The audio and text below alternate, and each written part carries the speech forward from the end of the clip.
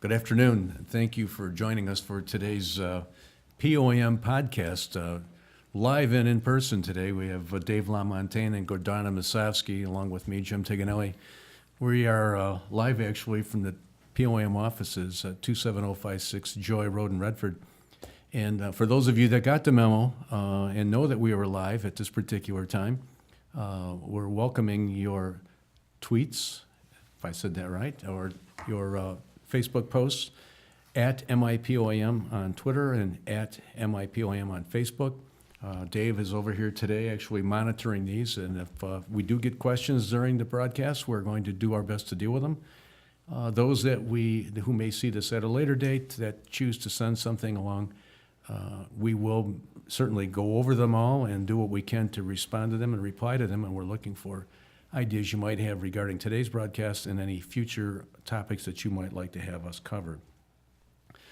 We've got Tyler and Reese in the Beltway Bureau here helping to produce and direct this still, and I know that that's a miracle in itself that they can actually herd these three cats together to get something done right, but we appreciate their help and their professionalism.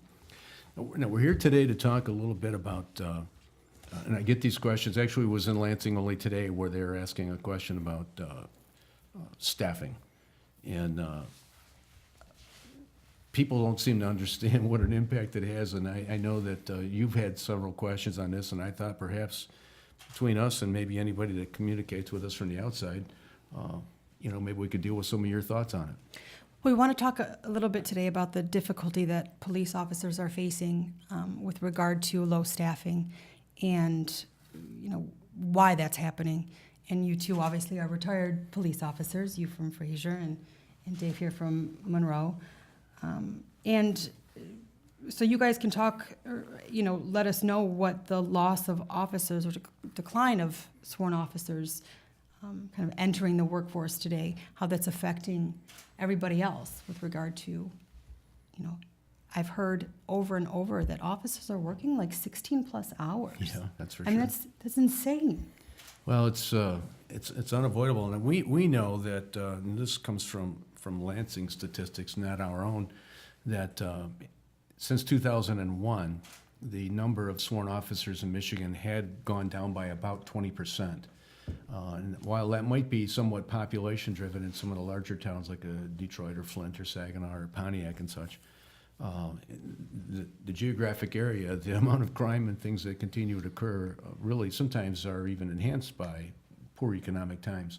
Right. But I think what I've been able to, and I would like to use the city of Saginaw as an example. I mean, I love my guys in Saginaw, and they are all good guys and gals up there.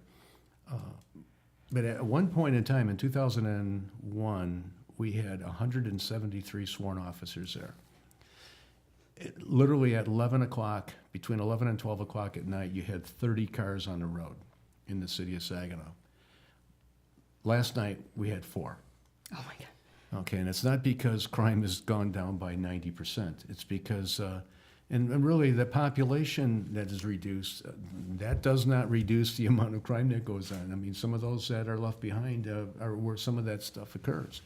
And so in the biggest, simplest picture of it, you go from 173, we were down as low as 37 police officers. We went from having 8 two-man cars to having 4 one-man cars.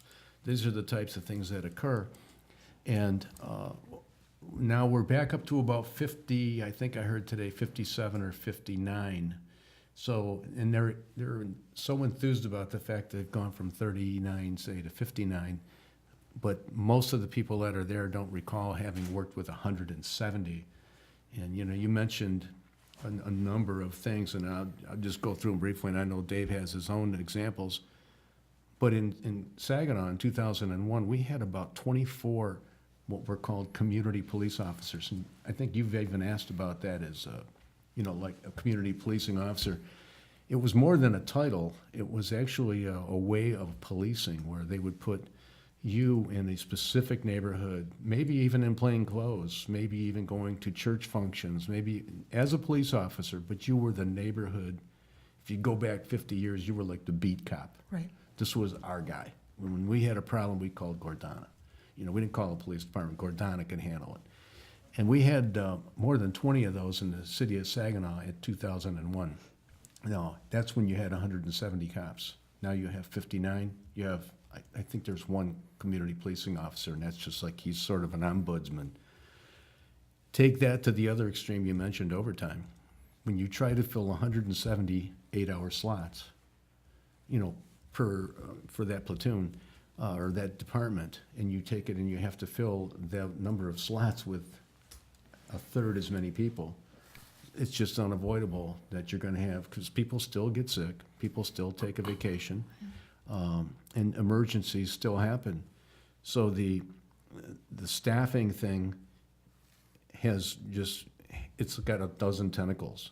Training, how do we send someone to training when we don't have enough people to work the actual essential services? It's sort of like an avalanche, a snowball that just Yeah, keeps it getting is, bigger and and you bigger. can't stop it. Yeah. I mean, if you just add a bunch of people, and what we're finding now, and all departments are, and certainly POM's aware of it, is we couldn't, if we had the money to go to 100 officers in Saginaw, it would literally take us a decade to find those other 40 guys.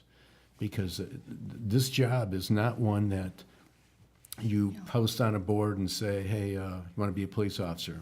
These are things that they're cultural, sometimes genetic, where a person grows up with the mindset that he wants or she wants to be a police officer. They don't decide it at 30, or if they do, they're deciding it because they just need a job. Yeah. And it changes it.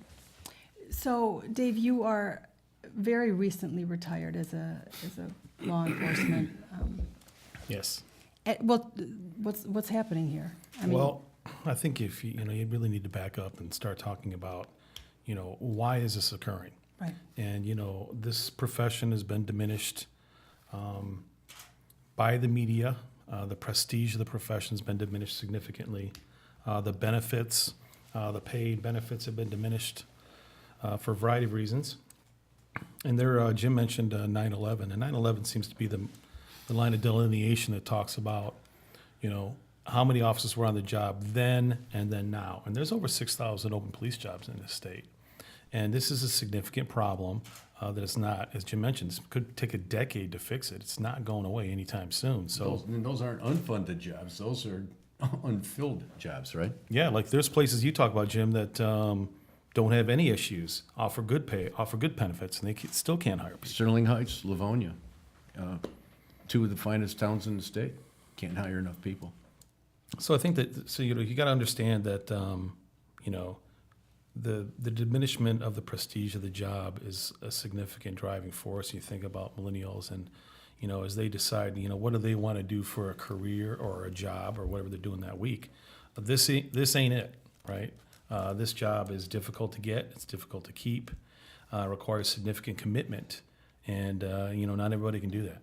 Hey, Dave, think about this. It just came to me as you're talking.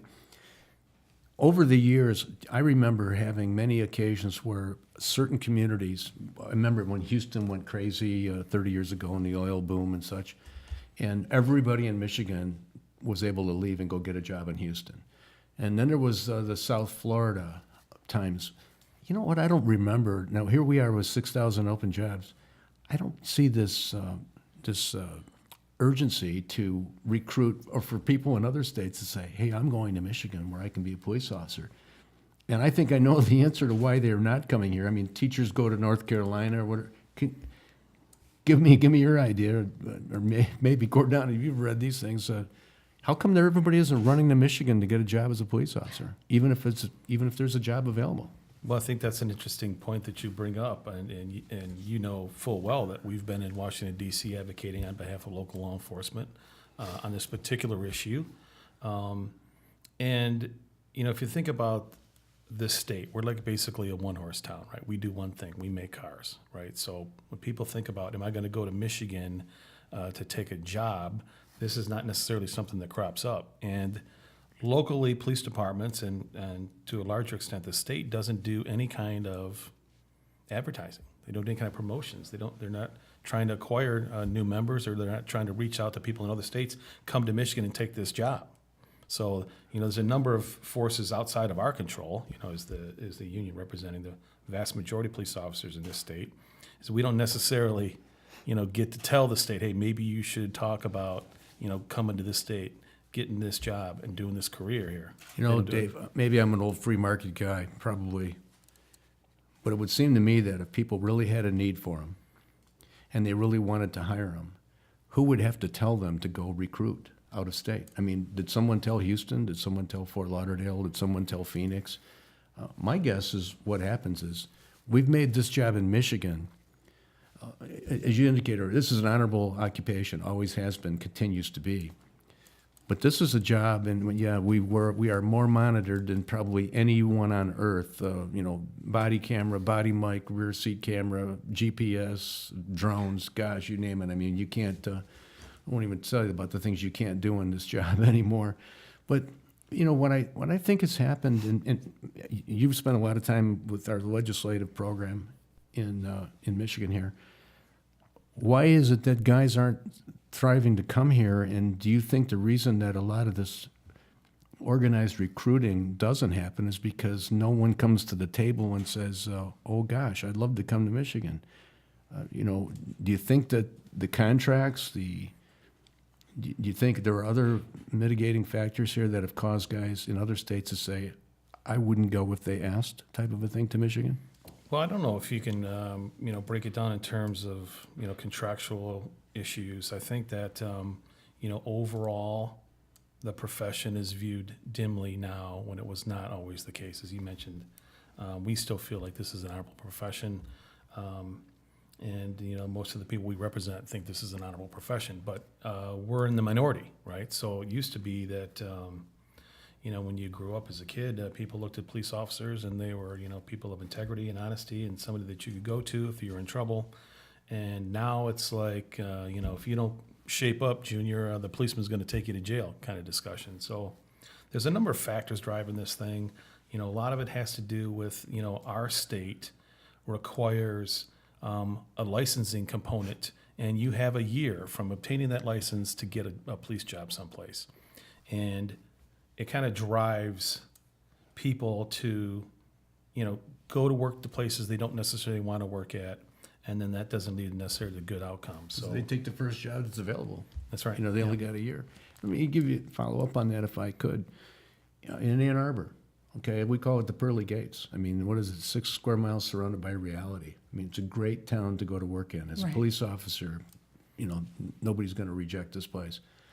They actually went so far in that town, you talk about recruiting, to offer to pay for the police academy, which that happens outside the city of Detroit or the MSP. I'm not sure of anybody doing it in Michigan. There may be some rare occasions.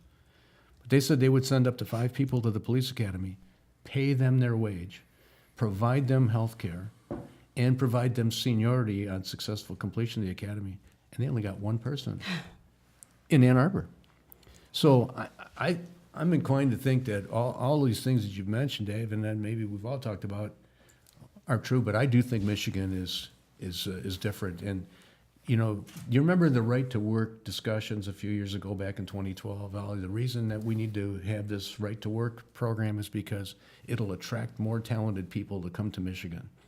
Because the unions have driven the costs through the ceiling. Good grief, where that ceiling is must be right about here.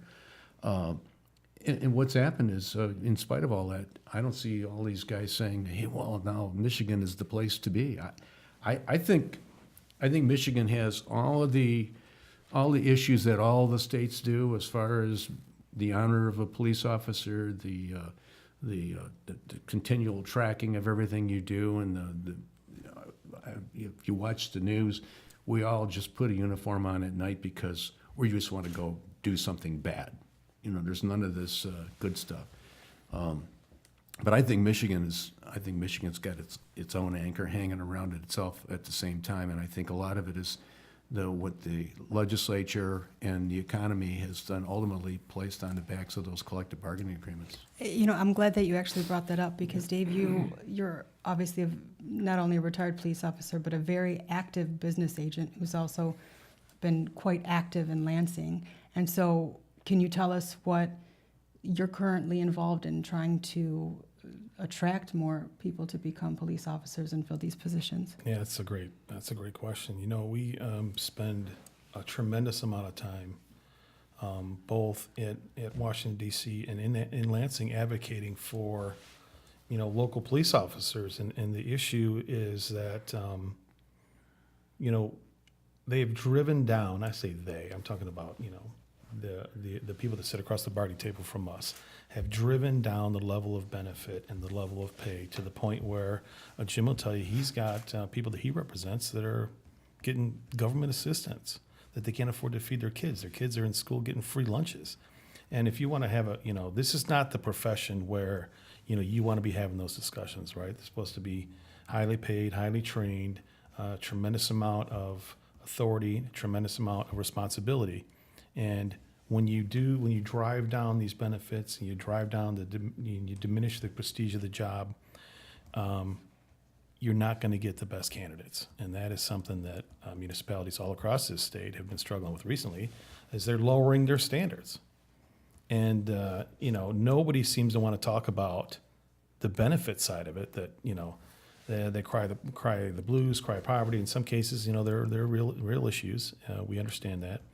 But there's been no correlating discussion about, you know, how do we, you know, fix this? How do we, you know, get the benefits back to where they need to be? How do we get, you know, start to get back to where we were, you know, pre 9/11? And it seems like a very antiquated, you know, time to go back to. But I mean, the facts are that you know, we were at one state recession. And, you know, in many places we're still in it, and in our surrounding states have come out of it, and we haven't, and that's causing issues. I did want to say though, Jim, we had got two tweets here on the MIPOAM, and one is from a hashtag. It says hashtag #TIG. It's from Dan Patrick. And Dan Patrick wants to know, how do staffing levels impact the safety of the officers working? Well, I think when you talk about the overtime end of it, this actually just was passed on to me. If you want to pass that down to Dave there, he might have got the same thing. The fatigue value, the person's working 16 hours a day, working 30 hours of overtime a week, plus a 12-hour shift or an 8-hour shift. Fatigue is a big deal in any job. I mean, that's how accidents happen, if it's in an injection mold plant or, you know, a place hanging tailgates. But on our job, where they assume that you're armed, they assume that you know, you're the guy there with the handcuffs. We are already, from a bad guy's perspective, we're already seen as a threat. So how can it happen? It's to me, the fatigue is a big part of it, and having to do that, working that forced overtime and working more dangerous hours like that, more dangerous in the fact that you're so more tired than you might normally have been. So it has a big part of it, and I think that also causes some good candidates to decide that that's not a job they want either. It's not just about the money. They have lives outside of business too. Divorces, illness, sickness, all those things could be an outgrowth of that fatigue. You know, Jim, the fatigue component is something that's really not normally associated when we talk about, you know, staffing levels and forced overtime. Employers don't traditionally recognize this notion that repeated 16-hour shifts over a significant amount of time. And I think about our guys in Wayne County. If you show up to work, you're going to be mandated. They have face-to-face relief there in the jail. It's not a nice place to work, and you know, there's some good people down there doing a difficult job, and they get compelled to stay. They don't have a choice; they have to stay, and that happens more often than not because they can't hire enough people there, and they can't hire enough people for a variety of reasons, a lot of which we've mentioned. But you want to talk about safety. If you work 16 hours after 16 hours after 16 hours, multiple days, then your decision-making ability declines significantly. Fatigue weighs in. You know, your brain doesn't work the same way. Right? You know You're what not also making good happens, decisions. Dave, is they run out of people to work the overtime. I'll give you one of my counties up in the thumb where they have 13 corrections officers, 3 on duty at a time. and they have 90 beds, 15 federal prisoners in this jail. This is a small county. So you have 2 people on the main floor and 1 person on the second floor, and you have 90 prisoners, 15 of them federal prisoners. That 1 person on that second floor has to make sure that everybody is breathing and fed and not fighting with each other. And because they only have 3, or they need 3, they can't get that person to come in. When somebody calls in sick there, it's always overtime. And when that happens, you miss things. And then they get disciplined for it. Well, let's talk about the stress that happens when you are exhausted, when you've been working, every day 16 hours. You take into account all of the factors that just go along with daily life. Now you're That's very true. exhausted, you're stressed out, resentful, whatever it is, whatever emotion, human emotion that you're feeling, those kinds of things can have pretty serious repercussions. On both ends, with and without the uniform. I mean, Absolutely like right. I think you're saying, if you got a couple of kids, maybe the spouse is also working, Yeah. him or her. And so part of your responsibility as mom or dad is to, take the kids to school or take them to the daycare or stay home with them yourself. And then you're working the balance of it. So not only do you put yourself at risk on the job, it does create some real difficult times at home, potentially. I mean, we all know that the divorce rates are high, but it can cause you to do things. Right. And it is a stress, I think, is probably the general term is the most accurate one you could say. It Yeah. creates stress in many ways. That's another good point. People don't necessarily think about when you come to work, okay, and you pin on the tin star and you put your bulletproof vest on, strap on your gun. The assumption is that you've left all that stuff at the door, okay, and we know that that's not true. That doesn't happen, and that bleeds over. You guys have so eloquently pointed out, it bleeds over on the job side, and it also bleeds over on the home side, right? I worked with a crusty policeman in Hamtramck many, many moons ago, and he would often quip that he would have to wear his name tag home so his wife knew who he was. So that's how much overtime he was working. And that is not necessarily, great on either side. And it's not far-fetched either. No. It's a lot to it. Jim, I got, apparently somebody's paying attention here, so our Twitter feed is blowing up here. So we've got Gary from Plymouth. He just said that he just tweeted in that he's just enjoying the podcast. And apparently, Thank you, Gary. yeah, thanks, Gary. Appreciate that. Commercial-free. And we're apparently we're reaching into Denver because we got a question from Sarah from Denver. The miracle of Wow. satellites. It's crazy. I don't know if that says anything about us or about Sarah, but the question is there a Bring place, home milk, or did No. she hit it the right button? Okay.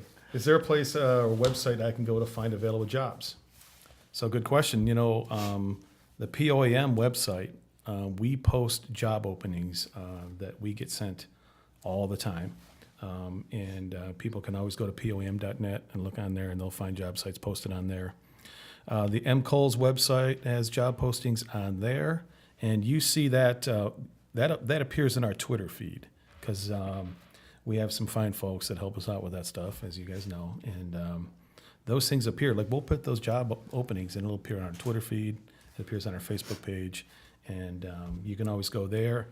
You should follow us on Twitter, like us on Facebook, and you'll be in the know on all this stuff. You know what? Just to follow up on you talking about the training and hiring, we have been struggling in Washington, D.C. now for about 5 years with Senator Peters. I should put a good word in for Senator Gary Peters. He's always been very loyal to the Police Officers Association of Michigan and law enforcement. And one of the things he's working on in D.C. for us, at our request, is to take some existing money, like COPS grants and such as that. Because what's happening is the COPS grants are designed so after a guy is certified, after a guy has been hired, how do we pay him? What we're trying to do is get part of that COPS grant money. And what did we say, Dave? About 11 grand, a guy could go through the academy and get about 400 hours a week. I forget what the exact numbers were. Wasn't a lot. It was under 15,000. I feel comfortable saying that. Where if the feds would say to you, you go interview 10 people and find the guy or gal that you want, Like, why do you want to work here? Well, my dad owns a farm up the road, or my wife works in the local hospital, or, my husband runs a small business over here. Instead of, why do you want to work here? Well, my certification is going to run out in a couple of months, and if I don't take a job, I'm screwed. Okay, so we need to get past that. So we've actually gone to Senator Peters on this, and if you think the wheels turn slowly in Washington, D.C., no, they go in reverse most of the time. And what we've asked them to do was take some existing money for law enforcement hiring, and then if you, as an employer, city mayor or manager, want to hire somebody, you find the right guy. And when you find the right guy, you apply this application, and they reimburse you for the academy time Oh, like a and the referral. wages. That's right. Oh, So excellent. you get to hire the guy you really want and the guy that really wants to work here. Yeah. I went to a large church up in Saginaw one time when we were having a hard time hiring. And that church had done a lot of advertising on a variety of things. And one of the things that I had suggested to them was, instead of hanging a couple of those billboards, if you would take that money, because it was a very large church, if you would find somebody in that church has a kid that would be a really good police officer, but he's never going to be able to find 15 weeks off of whatever job he has to go get academy trained on the promise that he might get asked to work here. Right, yeah, of course. So if this church would take that money and sponsor a kid, go to the employer, say, we'll pay to have him put through, do the background checks, find out if he's healthy, find out if he's a good candidate, and if the city decides this is our guy, we'll pay for him. And it didn't happen, by the way. Okay. So, Okay. I just want you to know that there are continuing efforts out there, but Yeah. they're not gaining any traction in Michigan or in D.C. Nobody wants to do anything with money that they have not already spent. So Well, one we'll of those keep deals. trying to push those through, right? It is a big deal, yeah. We got another tweet here. Dawn from Romulus says she appreciates all the police Hi, Dawn. and has enjoyed You know our Dawn? previous podcasts. No. So she sounds like she's a fan of the podcast here. So that's I'm good. just, I'm kind of, I don't want to say overwhelmed because you know how easy that is, but surprised that there are people actually listening to this. Well, there was a couple of From a tweets here I distance. couldn't necessarily repeat. But, So I think we are just about out of time here, but we want to talk about maybe what we will discuss next time. And that will deal with mental health and all those things that are offered to police officers under times of stress. You know what, and could we add, if there's time for that, some of the specific or less widely known types of disabilities that we run into with people on the job. We're hearing more and more about autistic All right. people. Yeah, we're definitely hearing going to talk about that, like how to deal with disabilities that are sort of new and become more Maybe popular we as could time get goes on. like a Dr. Wolf, who's the, Yeah. POAM psychologist, Yeah. or somebody to talk about. Yeah. I mean, I think there's two-folded, or maybe these are two different podcasts. This, the mental health of the employee and their families, which, Right. POAM Lifeline does offer that service. 937, what is it, 5105, Dave, do you remember? yep. Yeah, 313-937-5105. That's totally private. We don't know who calls. That goes right to Dr. Wolf and Marilyn Knight, and that can be for home problems. I mean, drinking problems, gambling problems. Anything. And Work problem, He's been anything. doing our stuff for 25 years, but maybe that's a guy we need to involve on that. Maybe we can even do him on a live feed on the telephone. Yeah. But I think that I remember dealing with epileptic persons 20-some years ago, and it was relatively new to me at the time. But I think I hear more about autism and some of the other things that are being dealt with, that if an officer doesn't recognize it, it can affect the way that he handles that particular situation. And maybe that bit of education, maybe we can give some background or some input or Yeah. some resources for Yeah, him. we definitely plan on talking about all of those things and definitely talking to some people who have a lot of expertise in the area. So stay tuned to our next podcast. We're excited to bring that to you hopefully soon. Yeah, if you keep an eye on where will we put that Twitter and Facebook, Dave, we'll put on when we're going to do it live, so that if they do want to contact us. So keep an eye out on that. Contact us at MIPOAM, Twitter and on Facebook. And we look forward to hearing from you, and watch for the next time of the live cast, and maybe you can even join us here in studio.